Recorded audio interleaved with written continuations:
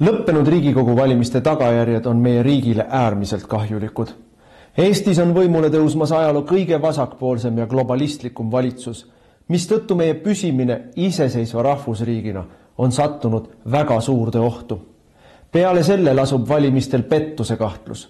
Rahvuskonservatiivide kahjustamiseks algatati valimiseelsel nädalal koordineeritud laimukampaania ning e-hääletuse puhul ei ole välistatud tulemuse manipuleerimine Reformierakonna kasuks. Kui ka sinule on vastuvõetamatu see, kuhu me ühiskonnana liigume, siis liitu Eesti Konservatiivse Rahvaerakonnaga. EKRE on eestimeelne, tõe ja õiguse eest võitlev rahvaliikumine, millest on tänaseks saanud parlamendi suurim ja tegusaim opositsioonipartei. Järgnevatel aastatel seisab meil ees raske võitlus. Peame tagama, et valimistel oleks pettus välistatud. Me peame kaitsma oma riiki massiimmigratsiooni, odava võõrtööjõu ning riigi teerullipoliitika eest. Me peame ära hoidma vaikiva ajastu kehtestamise ja rahva vaesumise. Iga meie liige saab anda oma panuse, et Eesti jääks eestlaste rahvuskoduks. Mida rohkem meid on, seda tugevamad me oleme. Erakonnaga liitumise juhendi leiab veebilehelt ekre.ee. Eesti eest. On meeldiv esineda täna hommikul Kagu raadios, põhiliselt Lõuna-Eesti kuulajaile, aga ma arvan, ka kogu Eesti kuulajaile, kes seda raadiojaama kas siis internetis niimoodi jälgib või kuuleb otse-eetris, et me saame siiski sellel raadioeetris tähistada tähtsat päeva, eriti just nüüd lõunaeestlastele, aga lõunaeestlastele sellepärast, et siit on kangelane pärit, aga muidugi kogu Eesti rahvale. Täna me siis tähistame, täna on kalendris Edgar Savisaare 75. sünni aastapäev.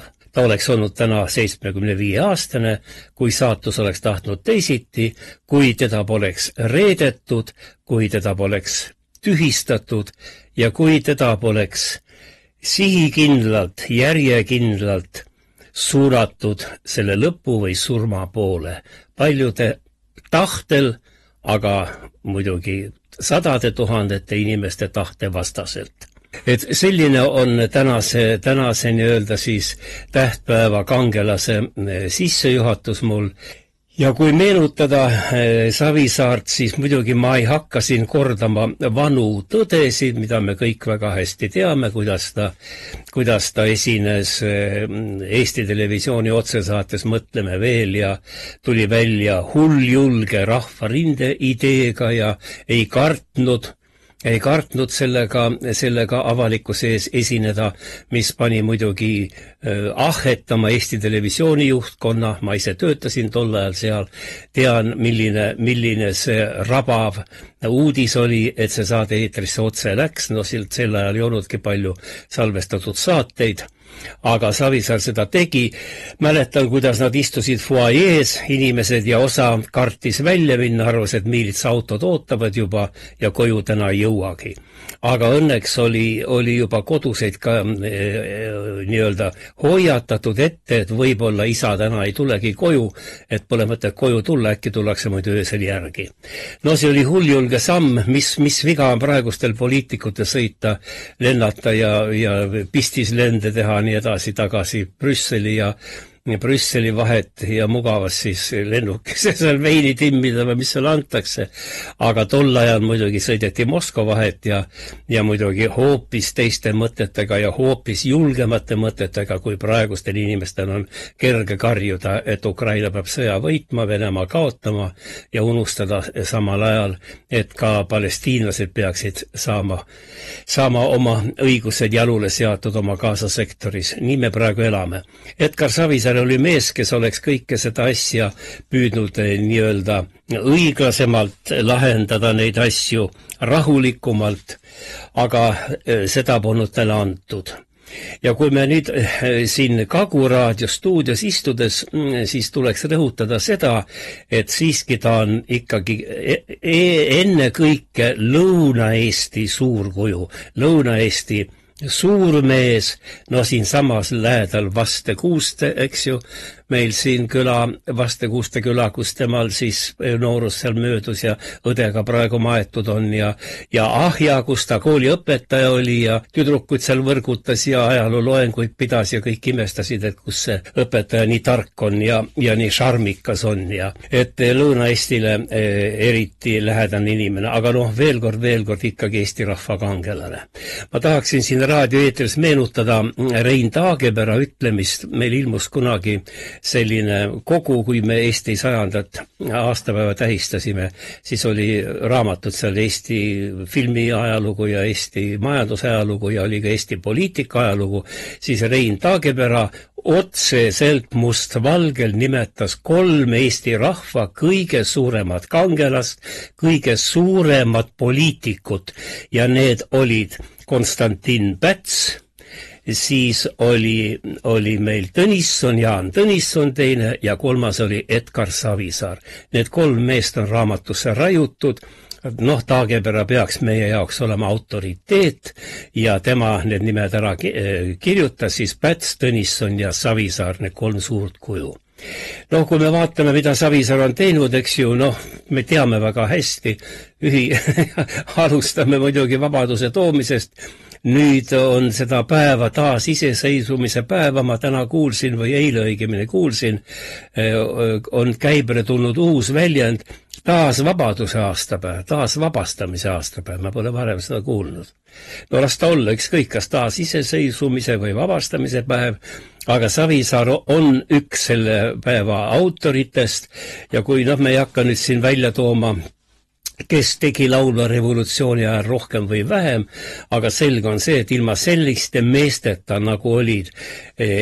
Ma alustaksin siiski Vaino Väljasest, kes oli Kompartei keskkomitee esimene sekretär ja julges tulla välja Nõukogude Liidu mastaabis taasiseseisvumise või õigemini iseseisvumise ideega, ei kartnud seda teha. Teine oli muidugi siis Arnold Rüütel, ütleme, niimoodi vanem mees ja noorem mees oli siis Edgar Savisaar. Edasi tulevad kõik teised ka Marju Lauristin, kellega kahjuks Edgar Savisaar elu lõpuni enam läbi ei saanud, sest Marju valis teise tee kui Edgar Savisaar. Edgar oleks tahtnud, ma ütleksin niimoodi, õiglasemat Eesti riiki, kui Marju Lauristin seda tegi või läbi viis koos Eesti komiteega. Edgar oleks tahtnud rahvarinde joont rohkem jätkata ja arendada siin Eestis. Aga me jõuame võib-olla, kui saatus lubab kunagi ka neid probleeme põhjalikumalt arutada, praegu on aastapäeva saatelõigukene ja siin meenutame siis paremate sõnadega nende kangelasi nagu tänast meie suurt Edgarit ja lõunaeestlast.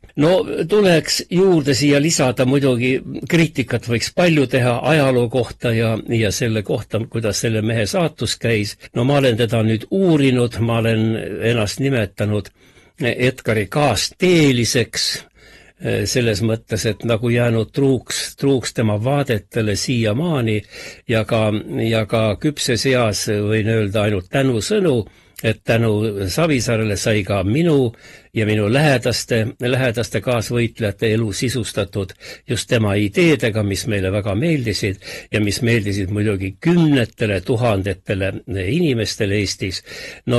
Sellist mees, kes oleks taolised rahvahulgad tänavale toonud, meil teist võtta ei ole. Ja muidugi praegu eksperdid arvestavad, et ega lähimate aastakümnete jooksul selliseid mehi ka ei tule, sest silmapiiril pole näha ühtegi praegu sellist Edgari ideede jätkajat, tähendab selles mõttes nii tulihingelist rahvajuhti. Ma pean silmas muidugi, et Mihhail Kõlvart on Edgari pärandi jätkajana ennast juba tunnistanud ja ennast ka teostanud ja viinud Keskerakonna edetabelites teisele kohale peale Isamaa siis Eestis. Aga ütleme suurt rahvajuhti praeguste noorte hulgas kusagil, kes õpetavad praegu keskkooli või on tudengieas, nagu ei ole esile kerkinud ja paistab, et elu vist ei ka soosi nende tulekut. Aga Edgar on meil olemas ja eks me tulevikus tema pärandit veel arutatakse, analüüsitakse ja tehakse ka sellest järeldused. Mul on tunne, et praegu on vara.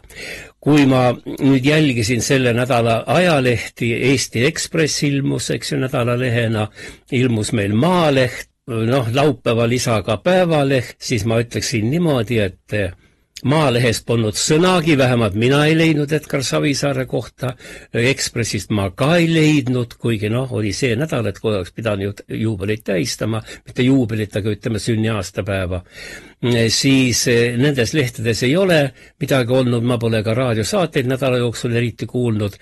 Ütleme nii, et väga kahvatult. Ma ütleksin niimoodi, et suures osas on Edgar Savisaar unustatud. Vähemalt praegu viimase selle 2 aasta jooksul, mis pärast tema surma on see elu ja ajalugu edasi läinud. Ma loodan, et see olukord muutub, et tulevad ajaloolased, kes hakkavad teda rohkem nii-öelda analüüsima ja tema pärandit uurima, ja ma tahaksin öelda ka seda veel siia juurde, et see mees, ma olen kunagi nimetanud, et Edgar Savisaar on püha mees. Ja tõepoolest, need sõnad ei ole mitte tühipaljas, selline sõnakõlks, aga ta on püha mees, sest me mehed ja pühad suured juhid on alati olnud need inimesed, kes on pühendanud oma elu ainult kas oma rahvale, oma kogudustele, oma kirikule, oma usule, ja Edgar oli just selline mees, kes pühendas ennast nii parteile, nii rahvale, nii usule, sest ka ega poliitiline partei on ka usuühing iseenesest. Nii et ma arvan, et me võime teda pühaks meheks nimetada, ja mine sa tea, kui me vaatame Jeesus Kristuse ajalugu, siis võib-olla ka Edgar kunagi veel isegi pühakuks pühitsetakse. Ma seda ei oska öelda, ma ei tea, mis edasi tuleb. Kas me saame ilma sõjata läbi või ei saa Euroopas ilma sõjata läbi ja kuhu Eesti areneb.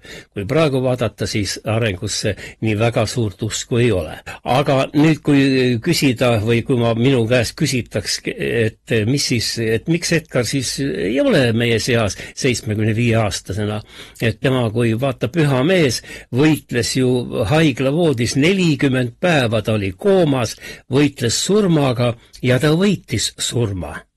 Ja niivõrd tugev isiksus, erakordselt tugev isiksus, läbi teha need pikad kohtuteed, kus teda vintsutati hommikul kohtusaali ühe jalaga, ta oli ratastoolis, välja magamata, sa oled ju närvid on läbi, kui sa pead hommikul kohtusse minema, kus sind ainult sõimatakse, sa teed hommikused lehed lahti, seal on ainult sinu kohta kõige hullemaid ütlemisi ära trükitud, et sa ei kõlba kuhugi, sa oled petis, varas ja nii edasi.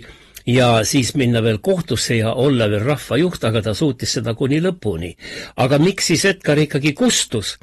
Ja siin ma pean ütlema, tunnistama tõde, et Edgari tappis reetmine. Kokkuvõttes muidugi Eesti peavoolu ajakirjandus, kes teda aastakümnete jooksul peksis. Ma siin hommikuti vahel vaatan Edgari pildi poole ja ütlen, et Edgar, sa võid nüüd rahulikult puhata, sa ei pea enam hommikuti lehti kartma, vihkama ja nende peale vihastama, sest lehed pole mitte kunagi Eestis sinust head kirjutanud. Välja arvatud mõned üksikud. Ja tappis teda tegelikult siiski ka see muidugi kohtu pikk saaga, aga põhiliselt nii-öelda Edgari hävitajaks said tema enda lemmikõpilased, need on Jüri Ratas, need on Kadri Simson ja Mailis Reps. Eriti rõhutaksin Jüri ja Kadri. Nad olid Edgari kõige armastatumad õpilased. Ja Edgar alati ikkagi Kadrit ja Mailis kallistas, kui meil seal koosolekud lõppesid või olid mingid sündmused ikka. Ta lootis, et äkki keegi nendest saaks järeltulijaks, aga tegelikult said nad Edgari hävitajaks. Ja tuletan meelde, see oli meil 2014 aasta ja 2. oktoober. Edgar Savisaar puhkas Hispaanias, kosutas seal tervist ja samal päeval ma olin raadio juures, kuulan järsku vapustavat uudist, et Jüri Ratas soovitab järgmistele Riigikogu valimistele, mis pidid jaanuaris tulema, mõne kuu pärast kohe, soovitas Keskerakonna peaministri kandidaadiks Kadri Simsonit. Ta oli partei aseesimees, siis Edgari asetäitja. Ja Ratas ütles, et Kadri Simsonist saaks väga hea peaminister. Edgar sai sellest šoki, sest sellist asja Eesti poliitikas pole kunagi varem juhtunud, et järsku üks partei pakub välja ilma esimehe enda nõusolekuta kedagi siseopositsiooni esindajana, kes tuleb esimest kukutama ja see, kuna ma nimetan ennast kaasteeliseks ja seisin Edgari kõrval kõik need aastad, nägin lähedalt pealt, mis juhtus ja seisin kõrval, võiks öelda. Ja siis ma nägin, kuidasmoodi need uudised murdsid Edgari ja 2016. aasta siis Paide kongressil muidugi Edgar valiti maha, õigemini siis ta enam ei kandideerinudki, tuli Jüri Ratas, Edgari võim oli murtud ja ta jäigi murtud, ütleme siis, lill ei saa tema kohta öelda, aga murtud südamega meheks, sest kõige raskem on see, kui sinu enda lapsed sind reedavad või sinu kõige lähedasemad kaasmõtlejad ja kaasvõitlejad sind reedavad, aga eriti, kui sind reedavad sinu enda õpilased. Seda loetakse Idamaa kultuuris kõige rängemaks kuriteoks. Aga Edgari saatuse lõpetasid või ütleme poliitika tee lõpetasidki tema enda õpilased. Ja nii, et selline oleks siis see lühikene kokkuvõte Edgari elust tänases väikses saatelõigus. Hea, et me saame siin raadios seda rääkida ja meenutada teda ja ma ütleksin veel, on üks huvitav teema, mida võiks tulevikus arutada, missugune oleks olnud Eesti, kui Edgar Savisaar oleks saanud jätkata, näiteks 10 aastat peaministrina.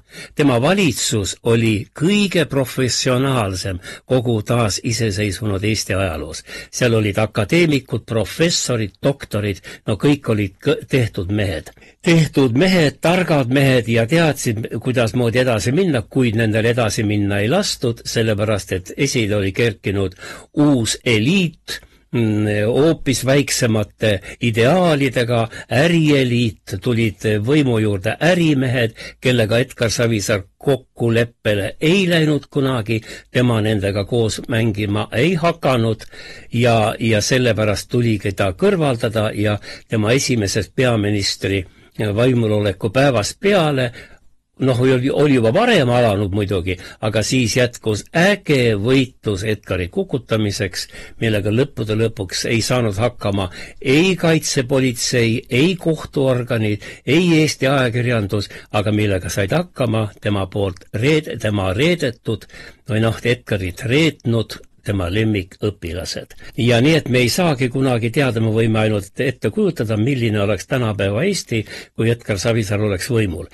Ma arvan, et 4-realine Tartu-Tallinna maantee oleks ammu valmis, ma arvan, et 4-realine maantee oleks ammu valmis ka Häädemeesteni või sinna lõpuni Eesti Vabariigi piirini Lätiga, meil oleks need asjad tehtud, meil ei oleks sellist vaesust, nagu praegu meil iga päevaga siin koputab meie argielu peale suur vaesuse vari, meil ei oleks seda olnud ja meil oleks olnud kindlasti palju solidaarsem ja õiglasem Eesti. Ja ma lõpetaksin oma nüüd selle esinemise täna, ma väga tänan Kagu raadiot, et ma sain seda teha sellel tähtsal päeval, Edgar Savisaar 75. Ja ma loeksin ette, mul on siin käes see tekst, selle Tiit Vähi isiklikult mulle saatis minu enda meili peale ja see on Tiit Vähi väljavõte või väike lõigukene Tiit Vähi kõnest, mille ta pidas Edgar Savisaare matustel 5. jaanuaril 2023. enne Võnnu surnuaeda sõitmist, kuhu Edgar Savisaar on maetud ja kus ka eile käis kohal Keskerakond oma juhtidega, Mihhail Kõlvartiga Võnnu surnuajal ja täna peetakse ka Tallinnas veel Edgar Savisaare teadusliku konverentsi Keskerakond korraldab ja kinos Sõprus on veel Edgari teemalaste filmide näitamine, neid sündmusi natukese on, millega Edgari aastapäeva siiski tähistatakse. Aga nüüd siis väljavõtte või lõigukene Tiit Vähi kõnest Savisaare ärasaatmisel Estonia kontserdisaalis. Pean märkima siia juurde, et kontserdisaali ei tulnud ei vabariigi president ega peaminister, kuigi matused olid riiklikud. Ja Tiit Vähi kirjutas niimoodi. Ta nimetas ennast muide Edgari sõbraks ja ütles järgmised sõnad selle haua peal. Me saime vabaks veretult, ilma ühegi ohvrita. See on sinu kingitus Eestile, Edgar. See on sinu teene meile kõigile. See on sinu pärandus järgnevatele põlvedele. Sa oskasid Eesti vabaduse eest seista viisil, mis ei võimaldanud meie vaenlastel meist üle sõita. See nõudis tarkust, see nõudis riigimehelikkust. Neid mõlemat jätkus sul rohkem kui kellelgi teisel.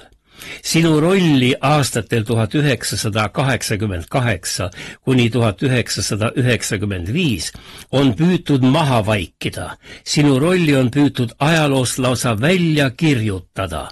Paraku selline väljakirjutamine ei õnnestu. Sa oled, Edgar, selleks liiga suur. Sinus on liiga palju riigimehelikkust selleks, et sind ajaloo palge eest tasa lülitada. Tulevastel aegadel, kui ajalugu kirjutavad ajaloolased, mitte sinu poliitilised oponendid, saab ka sinu roll õiglasema kajastuse. Teisiti ei saa see lihtsalt olla. Paraku näeme, et teisiti saab ka olla, nii väga me pole Edgari pärandit uurinud, pole temast ka nüüd aastapäeva puhul rääkinud. Ja nüüd, kuna oleme Kagu-raadios, siis panen südamele või kutsun üles või Kagu-Eesti ja Lõuna-Eesti ja kogu Eesti rahvast, kutsun üles, et me peaksime asuma kuidagimoodi Edgar Savisaare mälestust põlistama ja tuletan meelde, et meil ei ole Lõuna-Eestis, kus ta siin õppis ja liikus ja rahvas kutsus üles, meil ei ole isegi Edgarile õiget ausammast ega mälestusmärki.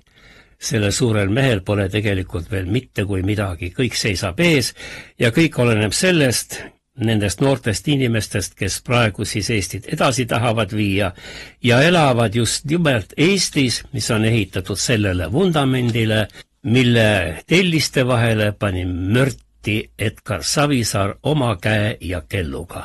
Aitäh Kagu-raadiole, et ma sain siin rääkida. Üks kaunis maa, Eestimaa, tänu, et siin elada saan. Homsete jaoks istutan puu, ilus meil tulla.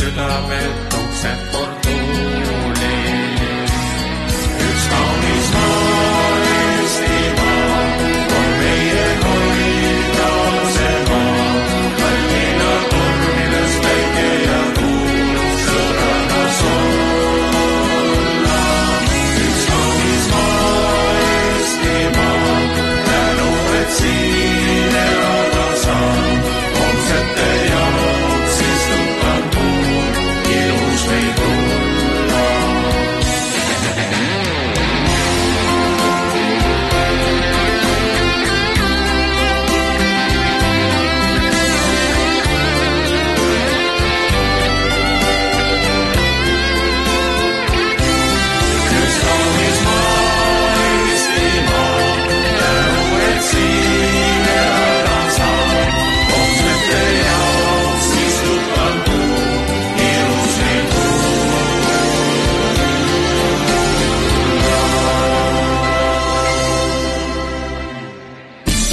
Kuku Raadio.